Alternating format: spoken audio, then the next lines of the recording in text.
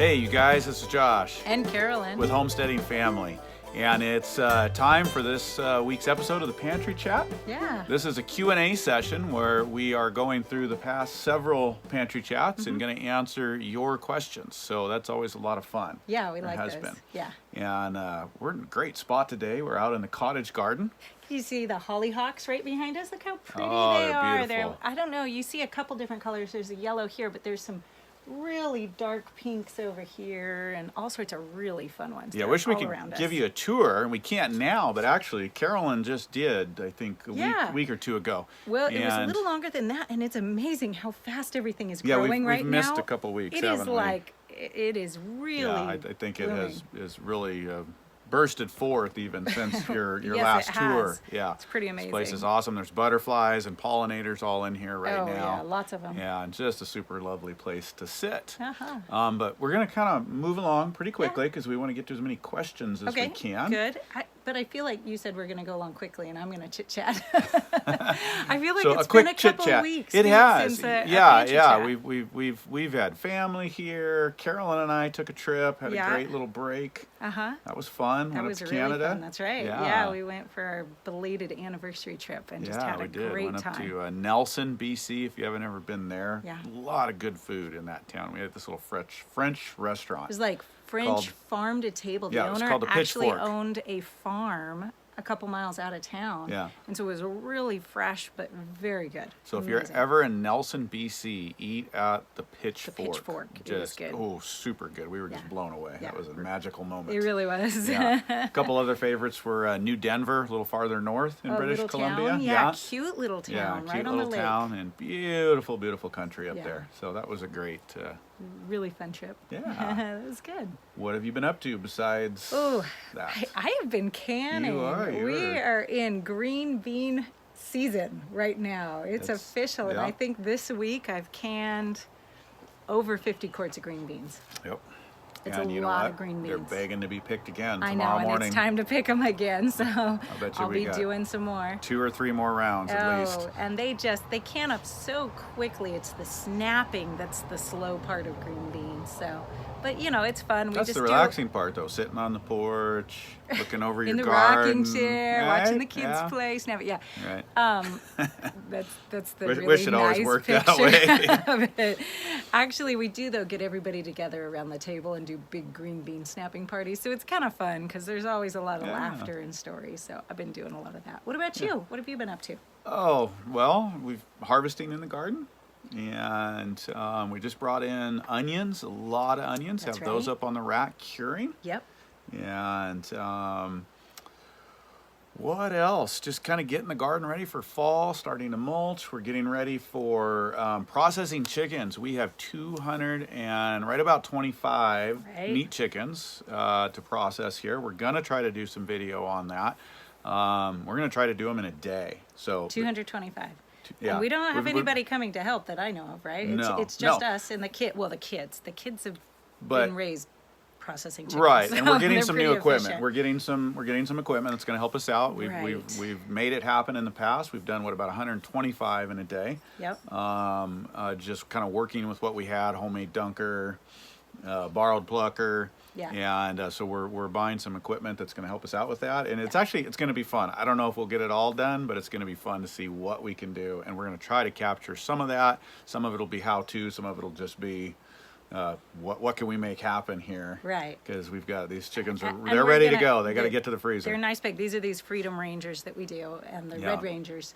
And they're just looking beautiful, super healthy. And we've got to say, we're going to try to capture that, because any day where you take 9 children and try to process 225 chickens at the same time with 9 children. Running the camera doesn't have priority. Running the camera sometimes does not come up to the high point of the priority level. Yeah, so we're getting ready for that. Mom and Dad's house is moving along. It's been a lot of work with that. Yep. Trying to get that dried in. Did we talk to him since we got a new milk cow? Maybe not. Did we tell you guys we got the new milk cow? Yeah, we said last time that we were getting ready to move Molly onto a new home. Yep. One of our followers actually went ahead and bought Molly, and she has worked great for them. Working you know really what happened? Well for them. they put her on a milk machine, They which ended we up going don't with a milk do. machine, yeah. And she just was perfect. She loved was it. And she'd perfect. never been on a milk machine And before. she started giving more milk on the And milk she started machine. giving more milk. And, Yeah. and they're a smaller family. So Yeah, she they just didn't need is, as much. last we heard, meeting their needs perfectly, which is Right. great. Yes. And And so it worked out that on the same day we delivered Molly to them, we brought in Tilly. That's right. Who is the new milk cow, and we're all just in love with Tilly. She's sweet as could be, and her cream is to die for. I'm Yeah. getting so much more butter, which off was part of of the same amount main of part of the cream. goal. Yeah, for us. Yep. It's been a really good deal. So Yeah, anyways. so we'll have to get introduce her. Yeah. So I know people are going to ask for a photo. Yeah, video. when I see Tilly. Right. She's so, sweet. Yeah, and she's just fit right in. She jumped right into our program. No problem. She's a Most dream. cows, are very habit driven. And so it takes them about 2 weeks usually to get into a new habit, and they're really thrown off with any big changes like moving to a new home. But Tilly just kind of jumped She right did. in. I She don't think rolled she really right along. glitched at all. No. She just real sweet. So we're real happy with Yeah. her. We're Yeah. glad. Yeah. So plenty going on, and plenty to do with fall coming in here. So, but let's get Okay, we're to gonna get right to questions. it. All right. Okay. So we're going to try to cover several videos. So we won't get all the questions, Okay. but we're going to try several videos, starting with the last tour of the Oh, cottage the garden, cottage garden here tour. that you did. Yeah. Okay. And let's see. You know what? Here's one that's actually not specifically on the cottage garden, but related. Somebody was Rebecca Ott, who asked, good to see how things grow together or don't. How are the elderberry bushes? Oh, the elderberry Yeah, bushes. that's a downer story. And if some of you guys are new or you don't remember, in the spring, I took cuttings, about 100 cuttings from elderberries, and planted them along the road. We've got a road right out here, and so it was going to be the beginning of a productive hedge. And we lost them all, every single one. Every single one of them. They started off great. They really, They did. But- started leafing out and really looked like they were off to a good, strong start. But we had a hard freeze in May, second week of May. Yeah. It was like 20 degrees. And I don't think that helped because these were just cuttings. They weren't starts. They were just cuttings, which you can do with elderberry. And then we got some really hot, dry weather, and they were not in a place of getting irrigation or anything like that. So Yeah. it was a rough spring for them, and not a one made it. However, at least one of the rowanberry, Yes. also known as mountain ash, made it, which is something we've wanted. Yes. And so that's exciting, and we'll have to give that another shot Yep. next year. So we will Yeah. be replanting. This because is it's a good spot for them. Just this year was rough. 300-400 foot of hedge, Mm-hmm. and that we want to develop. We don't want to put a ton of money into it, so we're not going to buy a lot of starts. Right. We're going to use cuttings and experiment and play around with what we can get done for low cost in this large space. So it'll take a few There's years. an amazing amount of plants out there that you can propagate for free just by taking cuttings of them and rooting them. So that's a really great thing to look into if you are developing a homestead and trying to do it on a budget. Yep. Yeah, absolutely. Good skill to learn. Okay, Valley S asks, what a beautiful kitchen medicinal garden. It's lovely.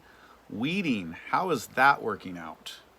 Well, if you remember when we started the garden, we started it back in May, Yep. just of this year. It's amazing if you see how lush it is right now. And it was just sod. It was just a lawn out here in the front. Yeah, kind of. And we lawn. took, Josh cut that grass way down. You tilled it under. We did to accelerate it. To accelerate it. In this case, yeah. And then we put down a barrier, in some places cardboard, in other Sheet- places a sheet mulch. construction paper.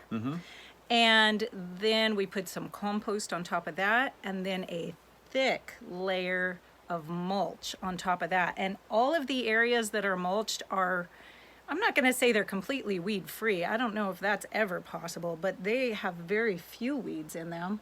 And it just takes me a little bit of time whenever I'm walking through the garden looking at things to just pull out a few here and there. And it's doing really, really well. And we did a video on this, so Right. you can check that out if you want to see exactly how we did this, to where it really pushed everything back. Very little competition. And these plants, this is better than the vegetable garden. Yeah. And of course, we didn't do sheet mulching in the vegetable garden. We did composting and mulching. but the health of the plants here, I think with this method is it's just amazing. It really is. I did not expect this garden to be this robust on a first year when most of this has started from seed. These are perennials, a lot of them hard to start from seed, and it has just turned out to be absolutely amazing. It really is. And you'll have to do one more video, maybe one more tour. One more tour fall or here, spring before we lose it. Yeah. We got a little ways, I think. Okay. Rachel C. Absolutely gorgeous, Carolyn. Bob is one handsome fellow. Bob's our resident mouse and gopher catcher. Yes. Does a great job. And he's handsome. It's a bonus. And he's handsome. Where do you source your herbs and perennial vegetables? All over the place. They are hard to find sometimes. If you are looking for seeds specifically for the medicinals, my favorite source is strictlymedicinalseeds.com. They have the seeds. They also sell some plant starts. You know, personally, I find that's a little expensive to go the route of shipping in starts, but the few times I've done that are for things that really don't start well from seeds, and they have been really healthy and really good. So that's that source. When it comes to perennial vegetables, it's hard to find them. I don't know why it is that we don't focus more on them in our current culture, but they're kind of historical things, really. Well, they really are, but perennials just, you know, that's something we're hoping to help change, you know, and share information on, because it's not part of our gardening culture in a lot of the West anymore to include perennials, other than, you know, culinary herbs and medicinal herbs things. A little bit. Yeah. So I really had to source all over the place. Now, the good thing about the perennials is that obviously once you buy the seed once and you get your plant started, you don't have to go back and buy again. And I say that because I think I had to buy seeds from 6 or 7 different seed companies in order to bring in everything that I wanted. And there was still stuff that I couldn't find that I'll continue looking for next year. That's a lot of extra shipping charges by the time you pay that for each of those seed orders. But once you get them in, they're in. So things like the good King Henry, the Caucasian mountain spinach, the cultivated purslane, there's the perennial rocket, the sorrel. I was able to find a few of those at Baker Creek Seeds. I had to go through, I think, Fedco and Johnny's Select Seeds for a few of them. And, you know, you just have to kind of keep searching. So. Okay. Ruth Green, absolutely stunning. What direction is the house, the kitchen door facing? It is facing west, southwest. And, you know, that works real well for the space. Ruth was concerned about facing the west in a garden. She lives in Arkansas, she says, burning out. And that's certainly a real consideration for some herbs. And so you have to balance working with what you have with design strategy. One thing you can do is plant taller varieties that like the heat and the sun, or that can handle them, to shade other varieties. Even if they're not something you're going to harvest, you could plant a decorative or something that creates shade. That's one strategy. You could even do a overstory tree. Overstory tree. Oh yeah, absolutely. Let dappled light through. Right. Yeah, you can find the right trees, and so there's a whole lot of strategies that you can apply, even in if you just, your house is where it's at, you want that garden, which we want right close, so we're working right out the kitchen door, and it does get hot right here. And I'm sure that we'll figure out a few things need to move or adjust, and that's just how you work with that. But, you know, it's important to know, hot in North Idaho is not the same as hot in Arkansas. Absolutely. No, that's a real challenge, I know. There's a real difference here, and so you really have to work with your growing environment too. Here, you know, hot for us, maybe we hit 100 a couple times during the year, and those are considered really hot days here. And, you know, most of your vegetables and your herbs and everything can handle that pretty gracefully as long as they have some water. Absolutely. So, yeah, you have to work with your particular environment. Yep, and the plants and the varieties and species that will work for your space. And you can create microclimates. That's just, the study of permaculture is really important for learning how to design these spaces. There's always something you can do. You see the big bumblebee going right on in there. Lots. I wish you could zoom on that. There's another one. There's his buddy. That's fun. Okay, Kay King asks, loving it. What do you use as fertilizer? That's you. That's me. We don't. Compost. Compost and mulch. Good quality compost is going to add the nutrients that you need, and it's going to help develop the biology. So a good quality compost. And when sometimes people have heard, and they ask what we do for these things, and that I buy in high quality, high cost compost, sometimes people are shocked and go, why would you pay that much for dirt? Well, it's not dirt. It's soil and a soil amendment compost, and it's very, very rich. And everything you need is in the soil if you take care of the soil. And so good compost and developing layers, mulching, and then you can get into companion planting. There's a whole lot of strategies as far as adding to the health of your garden. But as far as like any kind of particular fertilizer, I generally don't. Right. Now, I will say, you can look up complete organic fertilizer. Steve Solomon's is the one that I saw originate that. We do use that in the vegetable garden sometimes, and that can be very valuable. And we have used that in the past, and it's worked very well for us. We're just trying to move away from the inputs and more of developing your own soil and the health in the soil, because it's all there. Good. And I've got to find the next question. Rebecca Bodmer. Thanks for sharing your beautiful garden. I have hops. Do you dry them to use for sleep? Yes. You can dry them, or you can even use them fresh if you're going to create a tincture. In general, tinctures are much more potent if you're using the fresh plant and you have not dried them down. Now, I usually will wilt something overnight before I put them in a tincture, just so that you don't have that extra moisture content in them.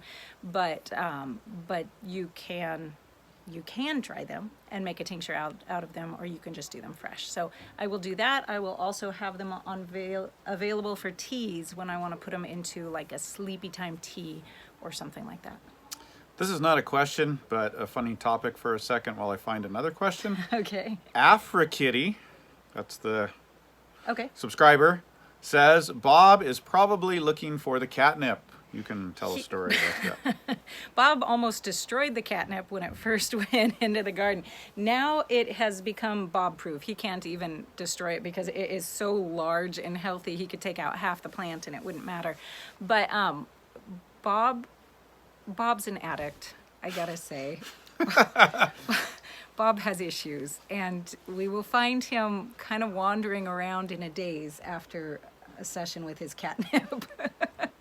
He really likes the catnip, and it mellows him out. I will find him laying flat on his back, kind of like a dog, taking a nap out in the flowers out here after he's hung out with his catnip for a while. So he's kind of funny. Yeah. He's a funny guy. Rita Strong. Carolyn, do you find that the plants do better in the ground, or do they do just as well in containers? Well, it depends on who the gardener is. If I'm the gardener, they will be dead if they're in a container. You can do container gardening. We have some People do it citrus, really well. and people do it really well, and we really want to just not one encourage of them. you, if you are in a small space and you've got an apartment, which we started on a Yes, balcony in an we did. apartment and had plants in containers. And you can do a lot with them, but they're higher maintenance. You've got to pay attention to the soil, your amendments, moisture. You're going to need a lot more attention. They really do. But you totally can. And I do have it. my rosemary and my lemon, lime, and my mandarin are still alive. And I even see that the lemon has new fresh baby flowers on it. So they're doing okay, but it's taken a lot of focus from me to keep those things alive. Very good. Let's see. Laura Holmes, what type of salad dressings are your go-to? It's really kind Salad of one, dressings, but okay. a few renditions. Yeah, so I just make a homemade vinaigrette, or even more simply than that, most of the time we just do olive oil and vinegar on a salad. I had a real hard time with that early on, and I found that I was always getting the ratios wrong. And I actually, oddly enough, ran into a note in an old cookbook. I wish I could tell you which cookbook it was, but it was a note from a French chef who had visited America in the 1700s. And he actually made a note that Americans had no idea how to dress salads properly, and they were always wrong. And so he went into great detail about how to dress a salad with olive oil and vinegar. And I'll tell you what, that became my secret trick to it. And that is that you put the olive oil in first, you toss the olive oil in, make sure everything's coated, and then you sprinkle vinegar on over that lightly and salt at that point. So you don't do the seasoning? Because I heard you say that, and so now I'll do the olive oil, but I'll put my seasoning, because I just season as I feel like it, Right. toss it, and then add the vinegar. So you're saying the you seasoning can do goes this, after the vinegar? You can do the seasoning and the vinegar, but the thing is you need to get your salad lightly coated all the way through with your oil before you put your vinegar on, so that you don't end up over vinegarizing it. And to change it up, besides changing seasonings around, you can also change the vinegar around. Oh yeah, we love changing around the vinegar. Our standard is apple cider, the raw apple cider vinegar, but I'll use the red wine is one of my favorites actually. And of course the balsamic. I say it wrong. I did a video and I said it wrong a lot of times, and a lot of people let me know that it's not balsamic, it's balsamic. You got it right. Learn something new every day. That's right. So, and then of course you can just make a vinaigrette in a jar, same thing, oil, vinegar. I always put a little bit of prepared mustard to balance it, not to where you can taste it, because I don't really want the flavor of mustard, but it balances out and gives it depth. Some herbs and some garlic and salt and pepper, and just shake that up. So. Right. Abiding Acres Homestead wants to know, can you eat hollyhocks? Yes. Leaf and or flower. Every part of the hollyhock, including the root, is edible. It is completely exchangeable for marshmallow in the garden, and marshmallows were originally made from marshmallow roots. They did not resemble anything like what we consider a marshmallow now, so it wasn't little square things you dropped in your hot cocoa, but that was the origin of it. So every part is edible. The leaves are very good. They're very mucilaginous, which is why they are very medicinal. So they have a thickening effect on things like stews, kind of like an okra. So just be aware of that before you stick them in. You can eat all of it raw, cooked, whatever you want. And of course the flower petals just make beautiful additions to salads. Right. Stephanie Walp, do you have any recommendations for beginners? I'm sorry, this is any book recommendations for beginners? For herbalism, I'm assuming we're talking about? I'm not sure if that's for that or for the garden. This is in the context of the cottage garden. I don't really for cottage garden itself, but for herbs and herbalism, gosh, there's so many good ones out there. Some of my absolute favorite are, one is Rachel Weaver's book, Be Your Own Doctor, I think is what it's called. You've used that It's a very successfully. Similar title to that. I might have twisted it a little bit. But that is one of my favorite. It's not all herbs. Some of it's herbs. Some of it's just home remedies, you know, using vinegar or activated charcoal or things like that. But it is just so practical for a family. I really like that book. So gorgeous, Mandy says. So gorgeous, my borage, chamomile, etc. is stunted. Did you start all of that inside? The chamomile, I did not start inside. I direct sow chamomile, and we have picked that chamomile like 3 or 4 times, and it is completely filled again. I'm gonna have to do that again. The borage, actually, I got as a start from a neighboring farm who sells organic vegetables. It was something I didn't have in the garden, and so when I saw she had it, I had to grab it and add that in, and that is actually taking over a whole corner of the garden right now. So you know, if you have really hard weather events right in spring when your seedlings are just coming up, it can definitely stunt them. Right. Sorry, I am moving on to the next to video, so it's another going to video. take me just a second. Try not Okay. to stall out here too long. All right. And I'm not seeing a lot of questions on the visit with Grandma Jeannie. We had such a wonderful time. If you guys didn't see that, we Yeah. had Grandma Jeannie on the Pantry Chat. That might be a little hard to wade through because I think there were hundreds and hundreds of comments. There are, and they're mostly comments. Hey, you know what? We're in canning season. On what they were mostly comments on what an amazing lady she is, and she really is. She's just absolutely wonderful. And if you guys didn't catch that, you can I'll try to attach it, or you can go back to the channel. And Grandma grew up in southern Texas during the Great Depression on the farm, and just some sweet stories about family and farm life. from that era. One of the things that I really liked hearing was I asked her about her mother's favorite remedies for healing people. Okay. And she told how her whole community would call her mother in when they would get sick, and how she just knew the right foods and the right things to give them to make them better. And boy, I just absolutely love hearing that. That's a hard thing to find nowadays. It's really hard, actually. I'm going to give a little plug because I have looked really for a long time at how to kind of come up with a protocol for healing so that you know the first thing to do, you know the second thing to do when you start dealing with a health problem, either in your own household or maybe at some point it'll be in a neighbor's household and they call in for help. And I gotta say, that information is really hard to find nowadays, to break it down into something very practical.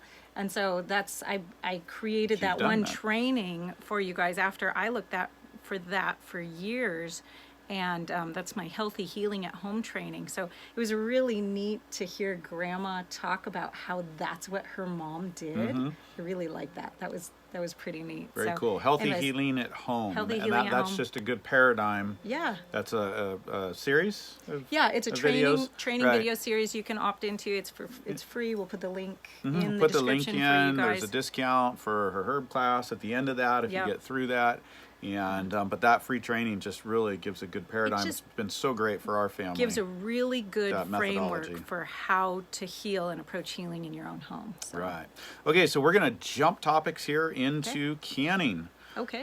From your last video on canning, I think about 5 mistakes not to make with canning. And Elizabeth Wilson says, Carolyn, is it possible that you cover what to do with suspect unsafe jars? I have read a lot of conflicting information about disposal of jars, to include burying the jars without opening and dumping the contents. The thought is that botulism spores can become airborne. She kind of goes on, but that's the basic of it, and is how do you handle jars that you suspect are contaminated, have a problem? Right. So I think first you need to differentiate, is it a high acid food or a low acid food? If it's a high acid food, botulism can't grow in it. Maybe you've got some mold, you've got something, the jar wasn't sealed properly. You're not going to have botulism growing in that. So you just dump out the food in a way that, nobody's going to dig into the trash can and eat it. Yeah, especially hopefully that's how you dispose of food all the time. Little people, occasionally, don't want young people occasionally in there. The chicken bucket becomes snacking if we're not watching carefully. But anyways, too much information maybe. Okay. But if it's just that high acid food that botulism can't grow into, just dispose of your food and wash your jar like normal. It's not a big deal and you don't need to be worried about it. If, on the other hand, you feel like you have a contaminated jar of a low acid food that needed to be pressure canned in the first place, honestly, the best thing to do, this is the government recommendation right now, is do not open the jar, to put the jar inside, the entire jar, sealed and everything, inside a plastic Ziploc bag, close that up. Put it inside a garbage bag, close that up. I think they even say you need to write on those poison, do not eat, or something like that, and get it to the trash. And the reason for that is, now your chances of having botulism, even in those jars, are pretty low, so you don't need to be panicky about it. You don't need to call hazmat or anything. But if it can go airborne. The toxin, if it is in the jar, can go airborne, and it can even be bothersome if it gets on your skin. It can be very dangerous. So you want to wear gloves. Best to use face protection and just dispose of that. And if it has spilled, the jar has spilled, a lot of times you know that a jar is bad because you go back and the lid is burst, or, there's all sorts of stories out there of stuff oozing out, and I've actually never had that happen, thankfully. Well, but I think that's the first layer of defense, is it's very, very rare if you are following the correct Absolutely. If you follow the correct protocol, you should not have this problem at all, really. It's not a place to risk safety on. And, when you hear people say, my grandma did it this way, and we have a lot more knowledge then, and a lot of people did, but more people died from botulism as well, even though the numbers might not have been high. and we have better knowledge, we have better microbiology understanding. Yep. And there's just no reason to take chances There out really of isn't. pride for the Yeah. way somebody did it before. Yeah. So if that food gets on anything, you'll want to just treat that like something dangerous. So sterilize it. So somewhere in this topic, this isn't really a question, but it's a good comment that you can clarify on. That Karen Smith brings up, perhaps a mention about why you should not turn your jars upside down to help them seal. She says, I cringe when I see a video or someone recommending that. So apparently there are people out there making recommendations that you would turn a jar upside down to seal. Okay, so this goes back to the old-fashioned open kettle method where you're not actually sticking your jars into a water bath canner. Generally, this is recommended for things like jams or pickles, high acid foods. And so people would put this very hot food into the jar, put the lid on, and turn it upside down. And the idea is that when you turn it right back up, it's going to help with that vacuum and suction it. Really, the basics of this is if you're properly processing your water bath jars, you would never have to do this in the first place and wouldn't be a problem. And in fact, it can cause a seal failure if you move around those jars too much. So just make sure you properly process your jars. It's only a few minutes in a water bath canner for a jam or a jelly, and it's just kind of a sure thing. You're gonna get a much better rate of seal. And of course, you'll be properly processing so you won't lose things to that molds and yeast. Right. Okay, Reeve Carlson says, I'm late on the canning class, Uh-oh. which we'd announced in this video. Is there a way to purchase the content now? There is. It's always on our website. And I think we're going to be running some specials on that here this fall in preservation season coming up. So stay tuned. Yes. That's what I would say. Yes. Or you can definitely go to schooloftraditionalskills.com is where we host our classes. And you can sure get it there right now. All of our classes are always available there. That's the master bread class, the fermenting class, the herbalism class, and the canning class are all there, and you can buy them at any point right there. Okay, Robin Greeny, I think it is, Robin, says, what is the shelf life on canned pickles? Are they good if they are still sealed? So technically, yes, they are still good, as in they are still safe. They're not dangerous to eat. However, pickles especially, because of the high acid of the vinegar, really start declining in their texture. Really past, I think, about the 9-month mark.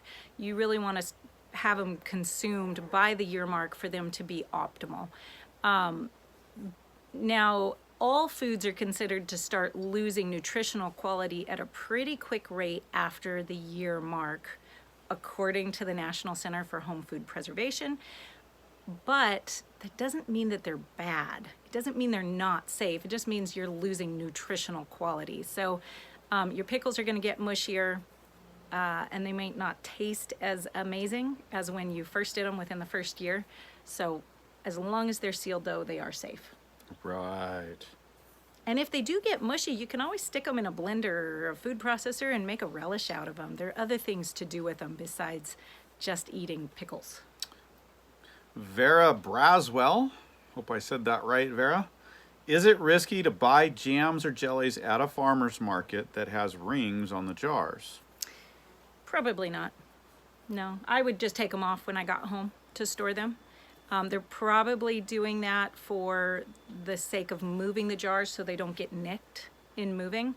So I would be really comfortable with that, especially since, again, it's that high acid food. So it's really, they're pretty safe. They're going to mold. They might get some yeast in them and possibly turn alcoholic if that were the case, but they're not going to be in danger of getting something like a botulism spore in them. This isn't a question, but just because I agree with it. Kelly Rusk says, I really like your plaid blouse, Carolyn. I do too. I think she looks gorgeous in it. Well, that's nice. Thanks, Kelly. Catherine Newsom. I have a whole closet of them. Catherine Newsom says, do you plant garlic for a winter crop? It goes through the winter for us. Mm-hmm. It's not a crop that we would harvest in the winter, but we'll plant it in the fall for harvesting next year. Yes, exactly. Okay. Okay, one more here, and I'm gonna move on to another video. Tribal Lady 12. Hey, I like that name. Cool. Tribal Lady 12 says, can you convert a dial gauge canner to a weighted canner? Most of the time, yes. You need to find if the company that your canner in produces a weighted gauge for your canner. It has to be canner specific because it works on specific physics principles. So you need to know that you have the right weighted gauge for your canner.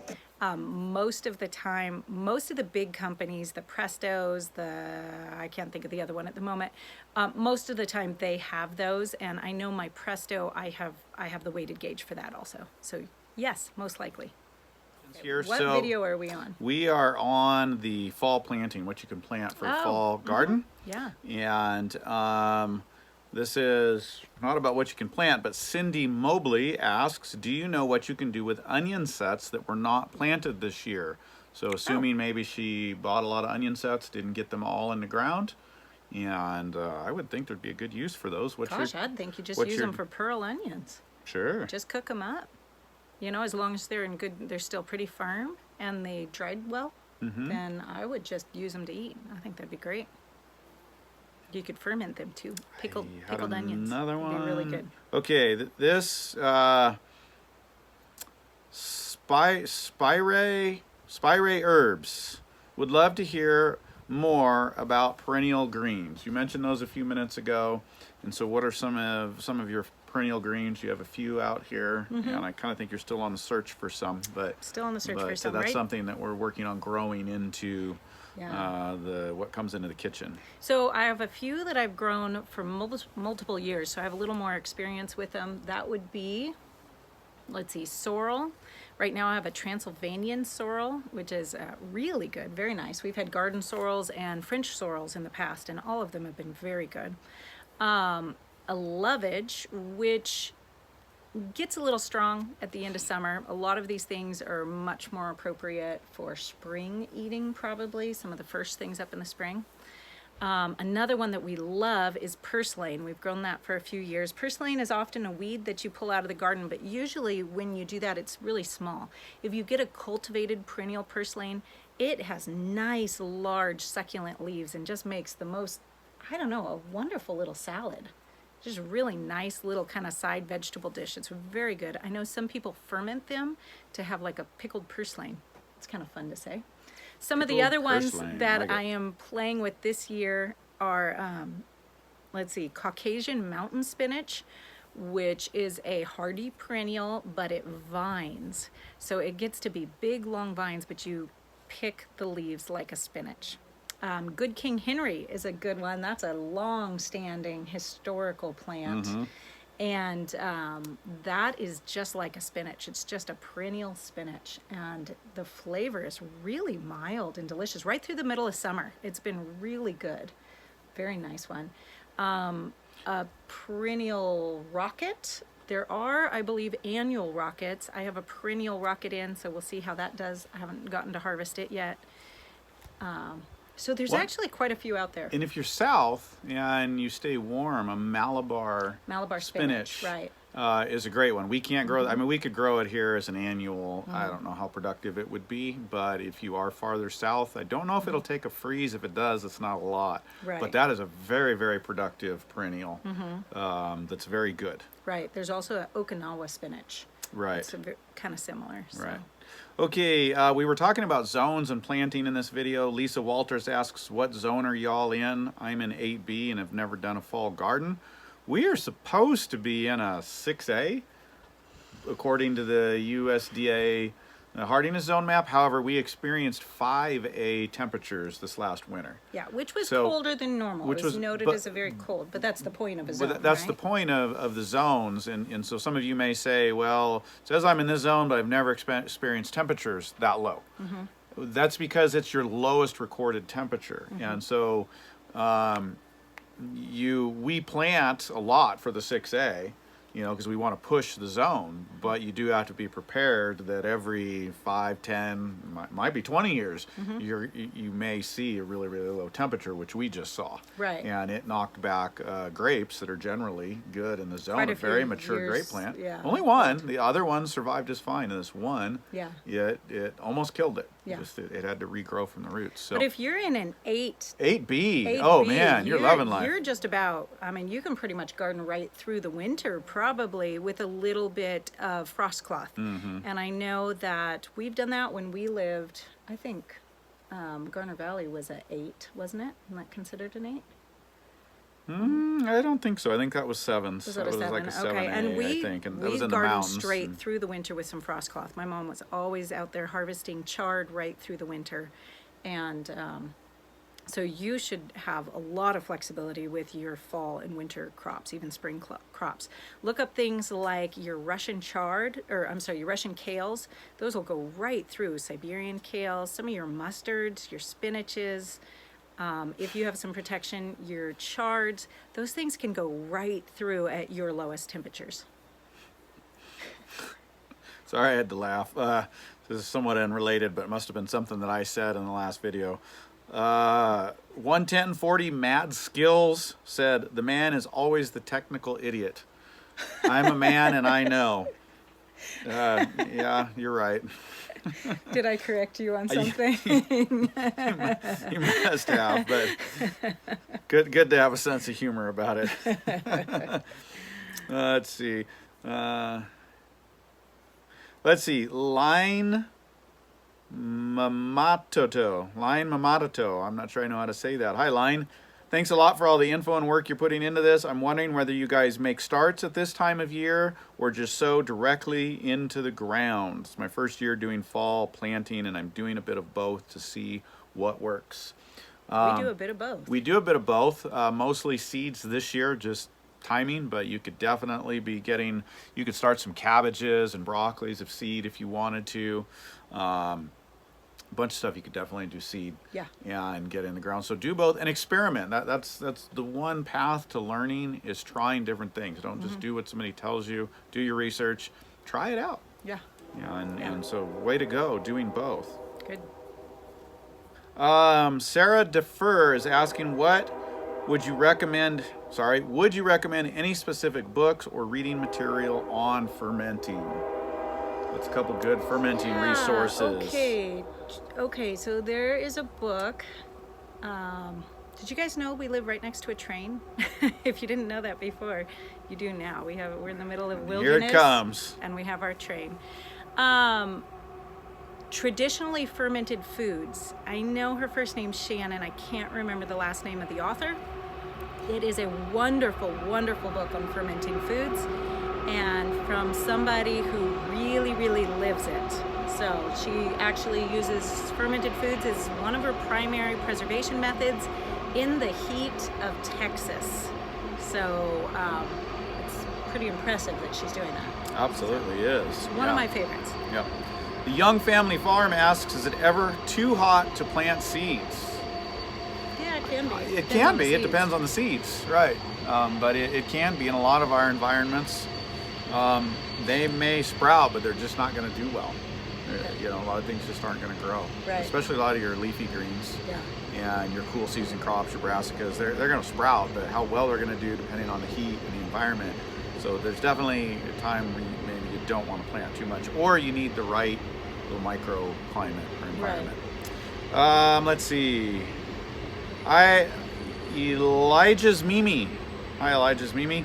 I live in an area 6A in Massachusetts, and I hope to get a small 10 by 10 greenhouse. Does anyone know if I could use a small wood stove to heat it? The answer is yes, you can, absolutely. People have used that strategy a lot. Solar heater, you could probably figure something out with that if you've got the sun for it. Now, what you're really, I think, gonna do, and you know a lot more about this than I do, is you probably are going to want some sort of thermal mass to store the heat from when you heat it up, so that you're not cooling down too fast at night when you're not watching the wood stove. So a wood people stove. do barrels of water. Oh yeah, barrels of water. masonry walls, paint them Yeah. black. Right. That you're getting heat without even in the wood heat. But then when you do fire that up, you're going to get residual into the mass. So there's a lot of strategies using mass to collect both the solar heat, as you mentioned, solar heating, and the wood burning heater. If you've got like a standard greenhouse that's plastic or one layer of glass and you're using just wood heat, you're going to take the temperature way up, and then it's going to go way down. Yeah. You're not going to be able to stay out there at night and manage that. So you definitely need a little more strategy than just a wood heater. Right.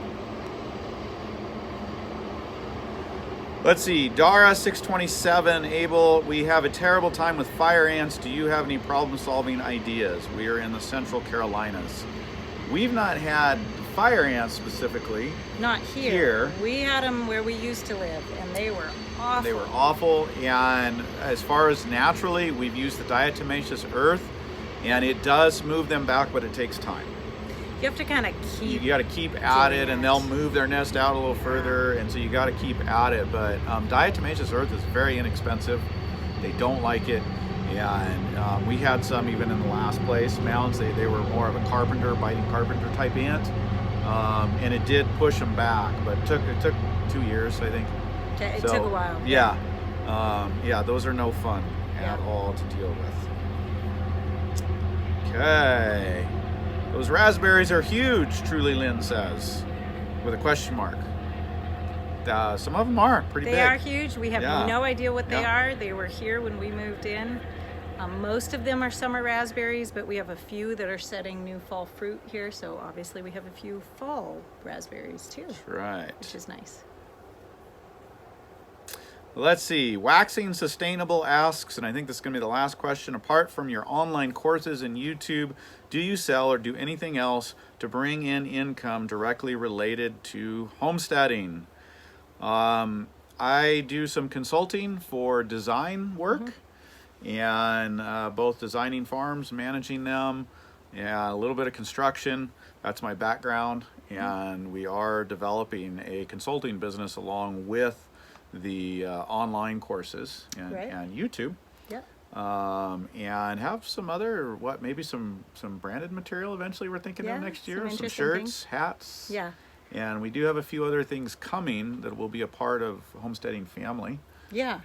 I'm not sure that they're not asking about things that we do, like selling direct farm products, though, on this maybe. Okay, and we do not, and that We don't do much. We do a little bit. There's a little bit a of little bit of selling surplus. eggs, Right. additional vegetables, things like that. And that's a choice we made. There was a time when we were looking at taking that route actually and becoming having a a functioning farm for Right. farmers market. And that was something Carolyn and I decided that wasn't the path that we wanted to take. And that can be a great thing to do, and a lot Really of can. people do that well. We're actually setting ourselves up here so that if some of the kids want to take that on, we very much are entrepreneurs and want to encourage entrepreneurship, and so we're setting something up on our farm to where if kids want to engage that and take some of those businesses, on-farm businesses of selling, they can in the future. Correct. Yeah. And I think that is about it for That's it? today. Okay. Yeah. We've kept everybody for a while, and we need to move on. Yeah. Yeah. Great. So, These are always fun. I like the Q&As. They're kind of fun. yeah, thanks little for different. hanging out with us. Keep the questions coming. I don't think we know what the next Pantry Chat is at this point. No, we didn't talk about it yet. And Right. so we will have to catch up with you soon on that. Hey, make sure you give a thumbs up to the video if you enjoyed it, or give us a thumbs down if you didn't, I guess. I don't know. Let us know your vote. why. Yeah. Yeah, if you know, don't like it, then let us know why. This is for you guys. We want to make it good. So Yeah. if there's something we can add besides questions, Right. throw your questions out there. But if there's a format, if there's something you're interested or you think we could do better, let us know. Yeah, absolutely. We want this to be good for you. We will see you guys soon. Okay. Bye-bye. Goodbye.